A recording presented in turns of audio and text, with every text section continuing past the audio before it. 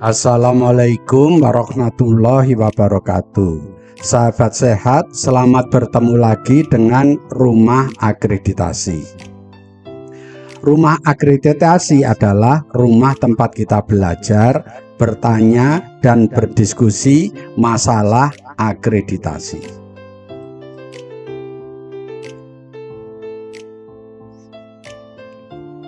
Kali ini kami akan memberikan tutorial cara membuat atau cara menyusun program kegiatan. Jadi Bapak Ibu di dalam Fasiankes kan mempunyai kegiatan-kegiatan yang harus dilaksanakan. Nah, beberapa kegiatan itu perlu disusun programnya. Bagaimana cara menyusun programnya? Ya, ikuti tutorial ini sampai selesai agar Bapak Ibu paham dalam menyusun program. Tutorial ini akan dipandu oleh Dr. Yanto, Surveyor FKTP.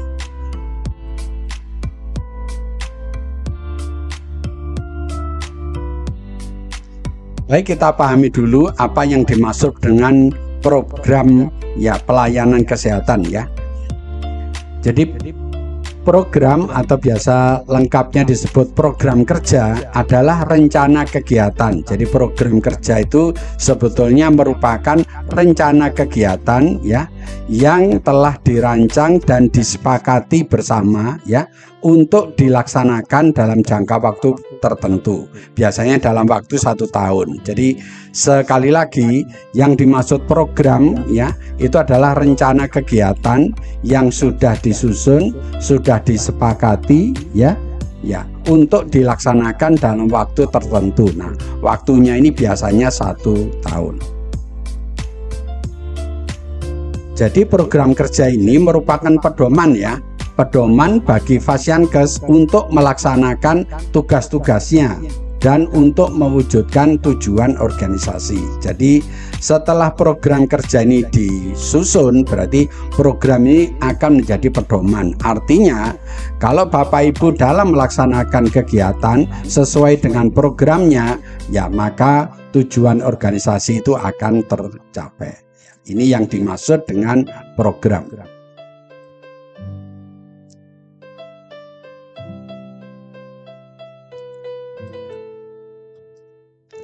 Berikutnya, dalam menyusun program itu harus jelas ya.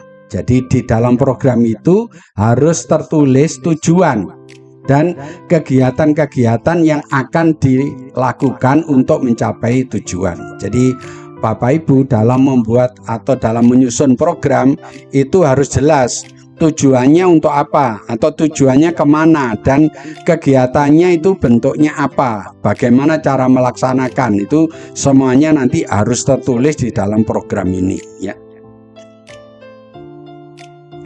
Tujuan dari program itu dibagi dua ya. Ada yang namanya tujuan umum dan ada yang namanya tujuan khusus ya. Tujuan umum itu merupakan tujuan secara garis besar ya. Tujuan secara garis besar untuk keseluruhan program atau kegiatan itu. Sedangkan tujuan khusus itu tujuan dari tiap-tiap kegiatan. Jadi dalam program itu ya terdiri dari beberapa kegiatan ya. Tujuan umum itu mencakup semua kegiatan, sedangkan tujuan khusus itu mencakup masing-masing kegiatan ya. Dengan pemahaman ini Bapak Ibu nanti tidak kesulitan lagi bagaimana cara membuat tujuan umum dan bagaimana cara membuat tujuan khusus. Dalam penyusunan program juga harus dijelaskan bagaimana cara melaksanakan kegiatan. Jadi di dalam program itu kan berisi kegiatan-kegiatan yang harus dilaksanakan. Nah, cara melaksanakan kegiatan bagaimana itu juga perlu disusun dalam program itu ya, agar tujuan tercapai. Juga harus ditulis jadwalnya ya. Juga perlu dilakukan evaluasi ya, perlu dilakukan pelaporan. Nah, semuanya ini perlu ditulis di dalam program yang Bapak Ibu akan susun.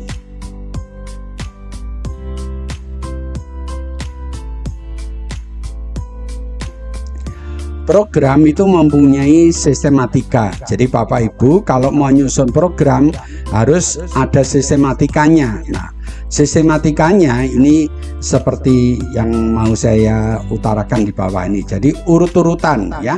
Dalam menyusun program ada sistematikanya atau ada urut-urutannya. Apa yang Bapak Ibu perlu buat pertama adalah pendahuluan ya. Di dalam membuat program perlu ada bab pertama yang tentang pendahuluan ya. Nanti apa isi dari pendahuluan nanti akan kita jelaskan berikutnya ya. Berikutnya bab kedua itu tentang latar belakang. Jadi program ini kita laksanakan itu berdasarkan latar belakang apa ya. Kemudian tujuan umum dan tujuan khusus ya. Dalam melaksanakan program kan ada tujuan-tujuan yang ingin kita capai ya. Tujuan itu nanti dibagi dua, ada tujuan umum dan ada tujuan khusus. Kemudian yang keempat adalah kegiatan pokok. Nah, jadi dalam program itu akan ada beberapa kegiatan dan di dalam kegiatan pokok itu nanti bisa aja dirinci menjadi rincian-rincian kegiatan atau sub dari kegiatan pokok ini. Nah, itu perlu juga dijelaskan di dalam penyusunan program. Kemudian yang kelima, bagaimana caranya melaksanakan program. Jadi Bapak Ibu dalam membuat kegiatan program itu atau kegiatan itu dilaksanakan bagaimana, apa dengan cara pertemuan, apa dengan kunjungan rumah ya, atau dengan survei. Nah, cara-cara melaksanakan kegiatan ini perlu Bapak Ibu tulis nanti dalam menyusun suatu program ya. Kemudian sasarannya siapa ya? Program ini, kegiatan ini kan mempunyai sasaran ya. Sasarannya siapa? Nah, sasarannya itu harus ditulis di sini ya. Semua penduduk ya, atau penduduk dalam umur tertentu ya. Misalnya ibu balita atau lansia ya, atau yang masih remaja ya, semuanya harus ditulis. Jadi sasaran itu harus jelas ya. Kepada siapa ya kegiatan itu mau dilaksanakan, sasarannya perlu ditulis. Kemudian berikutnya harus dibuat jadwal. Nah, kegiatan ini perlu dilaksanakan kapan? Misalnya kegiatan A bulan Januari, kegiatan B Februari dan seterusnya, itu harus dibuatkan jadwalnya sehingga nanti dalam pelaksanaannya itu sudah berurutan ya, tidak saling tumpang tindih. Kemudian yang kedelapan ya, selama melaksanakan kegiatan perlu dilakukan monitoring ya, apakah kegiatan itu sudah sesuai dengan SOP-nya atau belum ya, dan perlu dievaluasi setelah selesai apakah kegiatan itu berhasil atau tidak dan perlu dilaporkan. Inilah Bapak Ibu sistematika dalam membuat program ya. Ini memang tidak baku, Bapak Ibu bisa menambahkan, bisa mengurangi sesuai dengan kebutuhannya ya. Tapi paling tidak ya, dengan sistemika ini Bapak Ibu mengerti cara membuat atau cara menyusun suatu program kegiatan.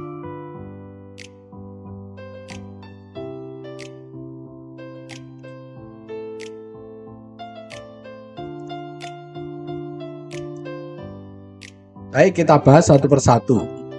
Dalam program bab 1 adalah pendahuluan. Apa aja yang perlu ditulis dalam pendahuluan? Bapak bisa ini ya. Yang perlu ditulis dalam pendahuluan adalah hal-hal yang bersifat umum ya, yang masih terkait dengan upaya kegiatan ya. Jadi kalau Bapak Ibu membuat program ya PPI ya, berarti hal-hal yang berhubungan dengan PPI perlu ditulis di sini. Kalau membuat program MFK ya, berarti hal-hal yang bersifat umum tentang MFK perlu dibuat sini ya. Bapak Ibu bisa melihat pendahuluan ini dari buku-buku atau browsing di internet ya, tentang hal-hal yang umum, itu bisa dijadikan bahan untuk menulis suatu pendahuluan ya.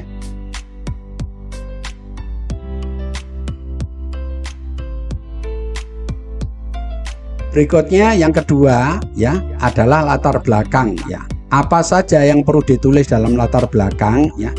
Latar belakangnya adalah merupakan justifikasi atau alasan mengapa program ini disusun. Jadi Bapak Ibu melaksanakan PPI. Mengapa? Ya PPI itu perlu dilaksanakan di Fasiankes Bapak Ibu. Juga kalau membuat misalnya program MFK, ya kenapa MFK itu perlu dilaksanakan? Ya ini Bapak Ibu perlu dijelaskan di latar belakang. Jadi ini adalah latar belakang mengapa program itu perlu disusun. Nah ini yang disebut dengan latar belakang. Sebaiknya dalam menyusun latar belakang ini dilengkapi dengan data-data ya, sehingga alasan yang diperlukan program tersebut lebih kuat. Jadi dalam membuat latar belakang ya Bapak Ibu perlu menyiapkan data ya. Data ini bisa Bapak Ibu cari dari Dinas Kesehatan atau dari Kemenkes, dari WHO, atau dari sumber-sumber lain yang bisa dipertanggungjawabkan yang digunakan untuk menulis latar belakang.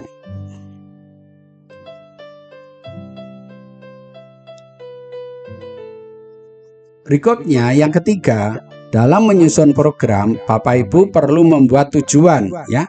Tujuan ada dua, ada tujuan umum dan ada tujuan khusus ya. Apa aja atau bagaimana caranya menyusun tujuan, baik tujuan umum atau tujuan khusus ya. Jadi tujuan ini merupakan tujuan program ya. Ya, jadi tujuannya ini adalah tujuan programnya atau tujuan dari kegiatan ya. Ya, tujuannya dibuat program ini untuk apa ya.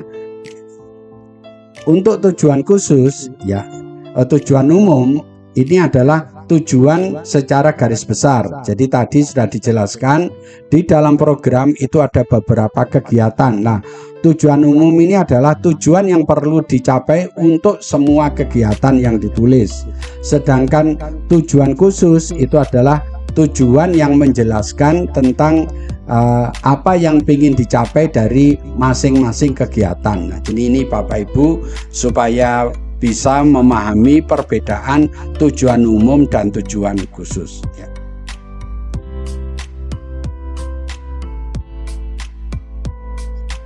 Berikutnya yang perlu dibuat adalah kegiatan pokok ya. Di dalam membuat program itu terdiri dari beberapa kegiatan ya, kegiatan A, B, C, D ya, atau kegiatan 1, 2, 3 itu ya, ini namanya kegiatan pokok.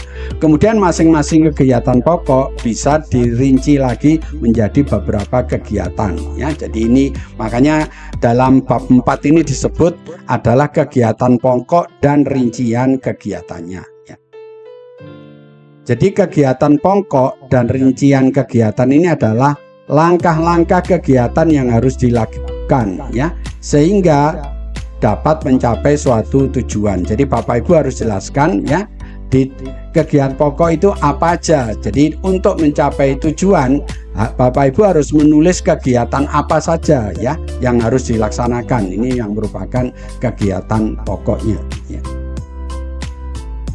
Oleh karena itu antara tujuan dan kegiatan itu harus berkaitan dan sejalan. Jadi antara kegiatan dan tujuan itu harus selaras ya, sehingga nanti betul-betul bisa tercapai tujuannya.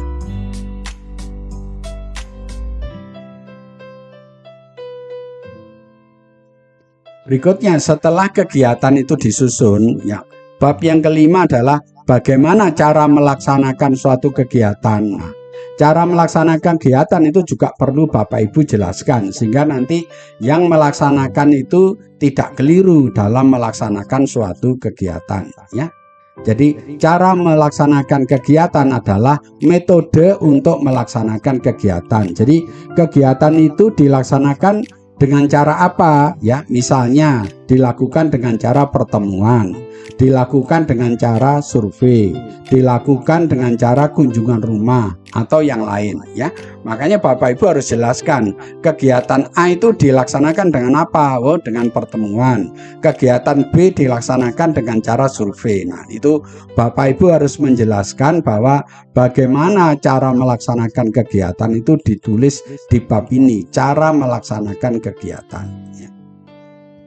metode tersebut ya ini disebutkan bisa antara lain membentuk tim, melakukan rapat, melakukan audit ya. Ya ini adalah metode-metode yang Bapak Ibu ya bisa tuliskan di dalam bab 5, yaitu bab cara melaksanakan kegiatan.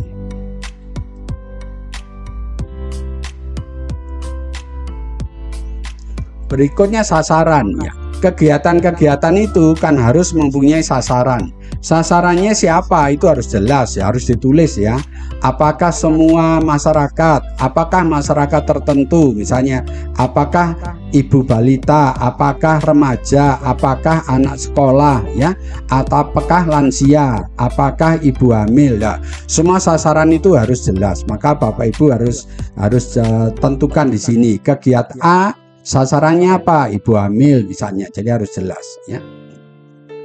Sasaran program adalah target per tahun yang spesifik, yang terukur ya, untuk mencapai tujuan. Nah, jadi selain sasarannya siapa, targetnya juga perlu dibuat ya. Target per tahunnya itu apa, berapa, itu harus diukur ya.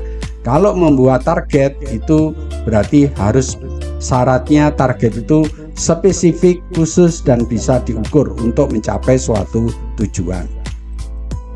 Kemudian sasaran program atau kegiatan itu menunjukkan hasil antara yang diperlukan untuk merealisasi tujuan tertentu. Jadi ini adalah penjelasan sasaran yang Bapak Ibu perlu tulis di sini. Jadi saya ulangi sekali lagi, dalam menulis sasaran perlu ditulis sasarannya siapa, kemudian setelah itu targetnya berapa. Nah, dalam membuat targetnya ini harus spesifik dan terukur. Ini adalah yang perlu dijelaskan dalam membuat sasaran.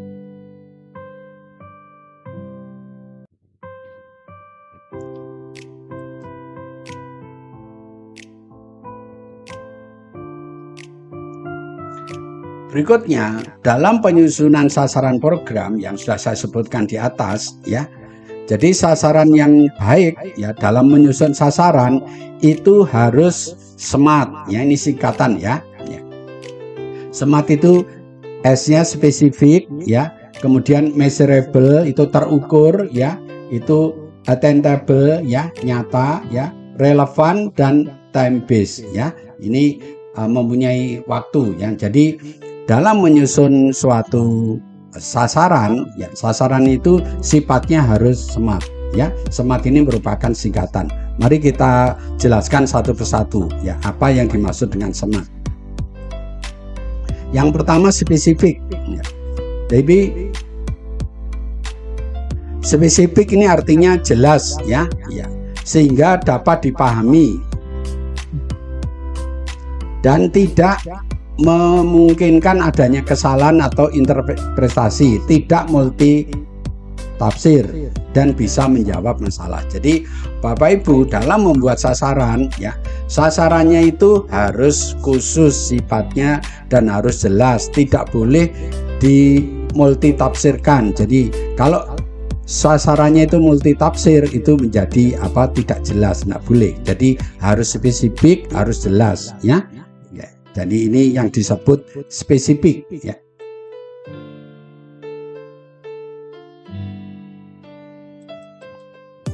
Kemudian yang kedua adalah measurable ya.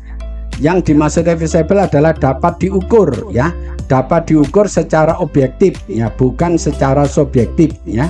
Baik itu secara kuantitatif maupun kualitatif yaitu dua atau lebih mengukur indikator kinerja yang mempunyai kesimpulan yang sama. Jadi Bapak Ibu sekali lagi, kalau membuat sasaran, sasaran itu harus measurable, artinya dapat diukur ya, sehingga pengukurannya itu kalau dilakukan oleh dua orang misalnya memberikan hasil yang tepat ya. Ini yang contoh yang tentang measurable ya.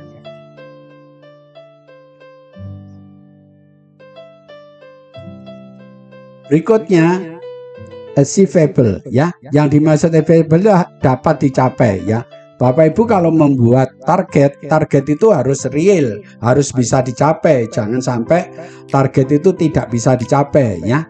Kalau target itu tidak bisa dicapai, itu artinya tidak achievable ya. Artinya tidak boleh. Dalam membuat targetnya itu harus achievable, artinya dapat dicapai. Jadi dalam membuat target itu harus real ya. Real itu artinya sumber dayanya memenuhi ya, dan ini penting dan harus untuk menunjukkan keberhasilan ya dalam melaksanakan kegiatan. Mencapai target itu real ya, dapat dicapai. Ini yang disebut achievable.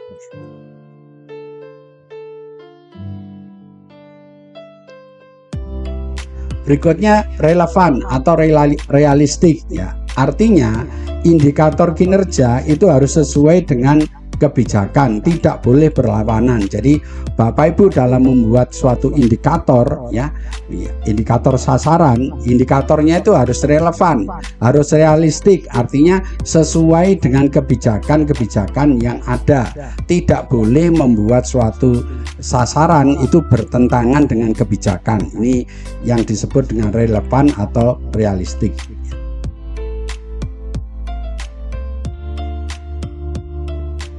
Kemudian yang terakhir, yang T ya, time bound, itu bahwa dalam membuat sasaran perlu yang memenuhi kriteria waktu. Jadi memiliki tanggal dan waktu. Jadi Bapak Ibu harus jelas ya, kegiatan itu dimulai kapan dan diakhiri kapan. Jadi jelas ya.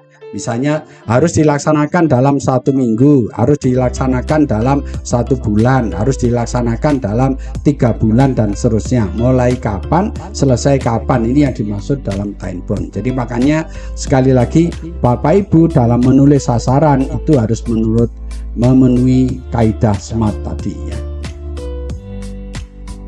Jika sasaran tidak mempunyai batasan waktu, nanti itu dianggap tidak penting karena itu dilaksanakan atau tidak laksanakan menjadi tidak begitu penting.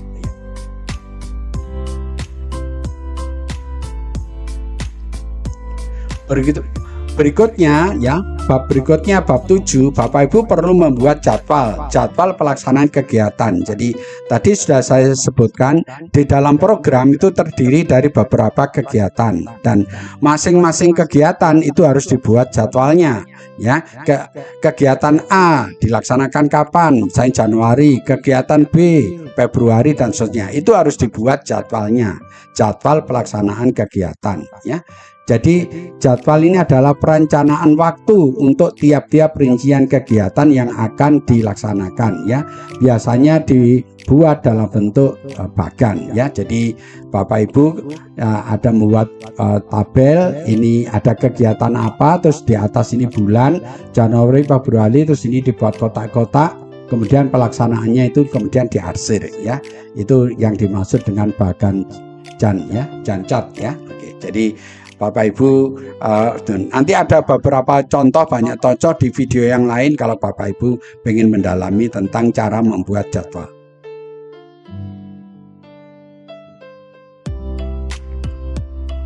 Kemudian di dalam bab 8 ya, Bapak Ibu setelah jadwal dibuat, kemudian nanti dalam pelaksanaannya perlu dilakukan monitoring ya. Yang dimaksud monitoring adalah pemantauan apakah kegiatan itu sesuai dengan SOP-nya atau tidak, dan perlu dievaluasi apakah kegiatan itu berhasil mencapai target atau tidak ya. Jadi dan semuanya monitoring dan evaluasi itu perlu dilaporkan. Jadi di dalam bab 8 ini Bapak Ibu perlu melakukan monitoring, perlu melakukan evaluasi dan melakukan pelaporan. Itu perlu ditulis dalam membuat program sehingga nanti yang melaksanakan itu bisa ngerti kapan dilakukan monitoring, kapan dilakukan evaluasi, dan kapan dilakukan pelaporan.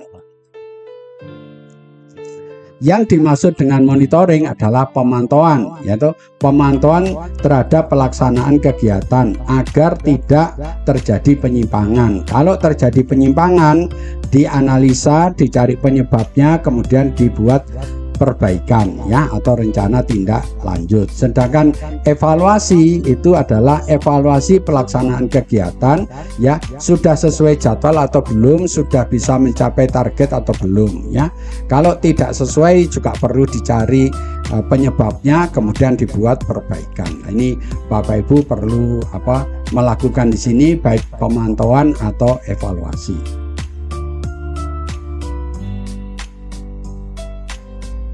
Ya, masih melanjutkan bab 8, kemudian jadwal ya, itu juga perlu dievaluasi ya, apakah pelaksanaan kegiatan itu sudah sesuai jadwalnya atau belum.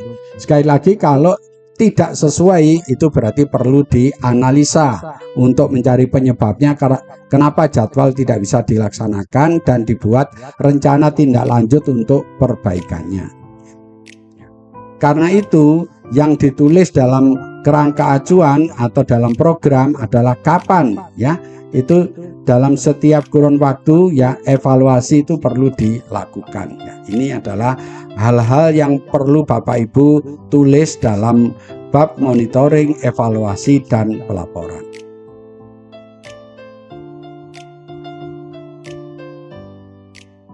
Masih melanjutkan bab 8 ya, yang dimaksud dengan pelaporan adalah bagaimana membuat laporan evaluasi pelaksanaan kegiatan ya.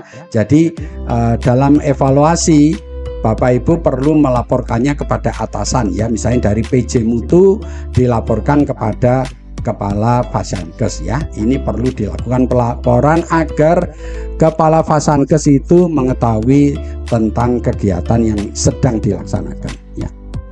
Jadi yang harus ditulis dalam kerangka acuan atau program adalah cara bagaimana membuat laporan, evaluasi, dan kapan laporan itu harus dibuat.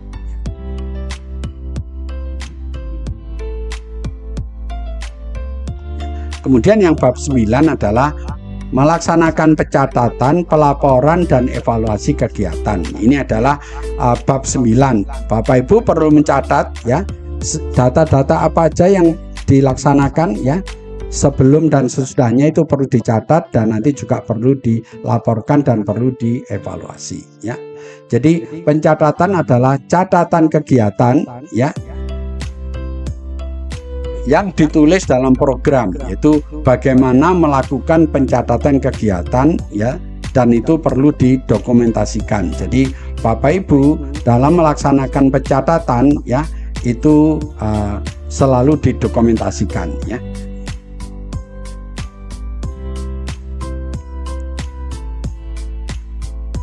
Masih dalam bab 9 tentang pencatatan, pelaporan, dan evaluasi ya.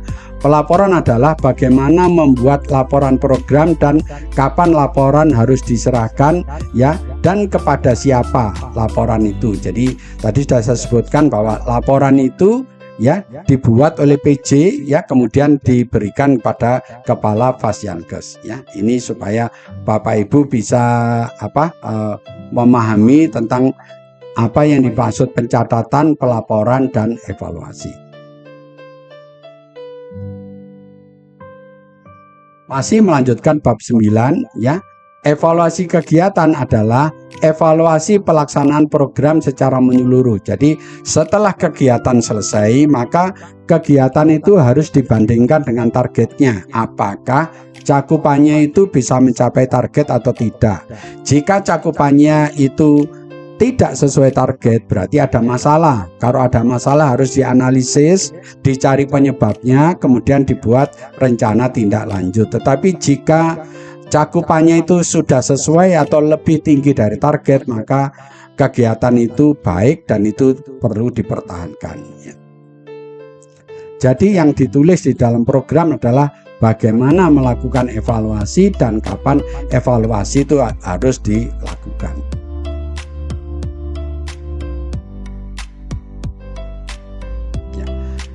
Untuk bab 10, Bapak Ibu perlu menambahkan hal yang lain-lain. Jadi di dalam sistematika ini tidak baku, Bapak Ibu bisa mengurangi atau menambah sesuai dengan kebutuhan. Jadi kalau ada sesuatu bisa ditulis di lain-lain ini ya.